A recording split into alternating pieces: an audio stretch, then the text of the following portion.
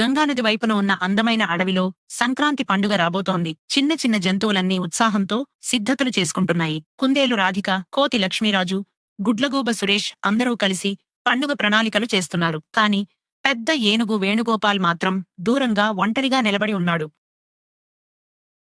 రాధిక దూకుతూ వేణుగోపాల్ దగ్గరికి వచ్చింది. అన్నయ్య, మాతో కలిసి సంక్రాంతి జరుపుకుందాం అని చెప్పింది. కాని వేణుగోపాల్ తన పెద్ద తల ఎగరేసుకుని చెప్పాడు, నేను పెద్ద ఏనుగుని.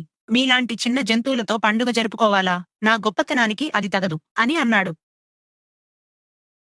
వేణుగోపాల్ మాటలు విని అందరు జంతువులు చాలా బాధపడ్డాయి. రాధిక కన్నీరు పెట్టుకుంది. లక్ష్మీరాజు మెల్లగా చెప్పాడు, పండుగలు అందరం కలిసి జరుపుకుంటేనే సంతోషం వస్తుంది. కానీ వేణుగోపాల్ అర్థం చేసుకోలేదు. సురేష్ తల ఊపుతూ చెప్పాడు, అతడి అహంకారం వల్ల అతడే నష్టపోతాడు. సంక్రాంతి రోజు వచ్చింది. అడవి మొత్తం వర్ణవిభవంగా అలంకరించబడింది. చిన్న జంతువులన్నీ కలిసి తిల్లని లడ్డులు చేసి రంగురంగుల పూలతో అలంకరణలు చేశాయి. వాటి సంతోష కోలాహలం అడవంతా వ్యాపించింది. వేణుగోపాల్ దూరంగా ఒంటరిగా నిలబడి ఆ సంతోషాన్ని చూస్తున్నాడు. పండుగ వేడుకలు మొదలయ్యాయి. అందరూ కలిసి పాటలు పాడుతూ నృత్యాలు చేస్తూ ఆనందంగా ఉన్నారు. వేణుగోపాల్ ఒంటరిగా తన గుహలో కూర్చుని బయట వెలుగులు మరియు సంతోషధ్వనులు వింటున్నాడు. మొదట్లో అతడికి పట్టించుకోలేదు. కాని నెమ్మదిగా అతని మనసులో ఒంటరితనం భావన మొదలయ్యింది. రాత్రి అయినప్పుడు వేణుగోపాల్ బాగా బాధపడ్డాడు. అతడు అనుకున్నాడు, నేను ఎంత తప్పు చేశాను. నా గర్వం వల్ల నేను ఇంత అందమైన పండుగను కోల్పోయాను. చిన్నవాళ్లతో కలిసి ఉండటంలో ఎంత ఆనందం ఉండేదో. అతని కళ్లలో పశ్చాత్తాప కన్నీరు మెరిశాయి. అతడు నిర్ణయించుకున్నాడు తన తప్పును సరిదిద్దుకోవాలని. మరుసటి రోజు ఉదయం వేణుగోపాల్ ధైర్యం చేసి అందరి దగ్గరికి వచ్చాడు. అతడు తల దించుకుని చెప్పాడు, నేను చాలా తప్పు చేశాను. నా అహంకారం వల్ల మీ అందరినీ బాధపెట్టాను. దయచేసి నన్ను క్షమించండి. రాధిక వెంటనే దూకుతూ చెప్పింది, అన్నయ్య, పండుగ ఇంకా కొనసాగుతూనే ఉంది. మాతో కలిసిరా. లక్ష్మీరాజు నవ్వుతూ అతని భుజం తట్టాడు. అందరూ వేణుగోపాల్ని స్వాగతించారు. వేణుగోపాల్ తన బలాన్ని ఉపయోగించి పెద్ద కొబ్బరికాయలు కొట్టి ఇచ్చాడు. అతని పొడవైన తుండంతో ఎత్తుగా ఉన్న మామిడి పండ్లను తీసుకువచ్చాడు.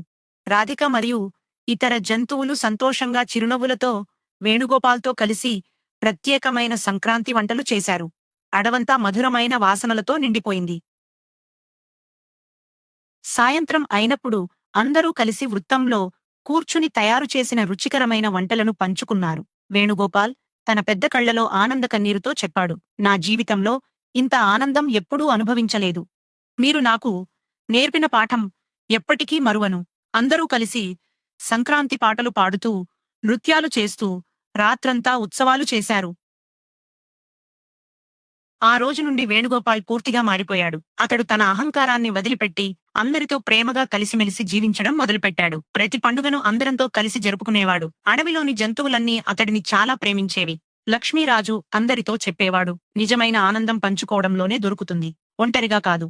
గర్వం మనలను ఒంటరిగా చేస్తుంది. కాని వినయం మనకు అనేక స్నేహితులను తెస్తుంది. ఇలా అడవిలోని అందరూ ఆనందంగా జీవించారు. మీరు కూడా ఈ కథలో ఉన్న బోధను గుర్తుంచుకుని మీ జీవితంలో అమలుపరచండి.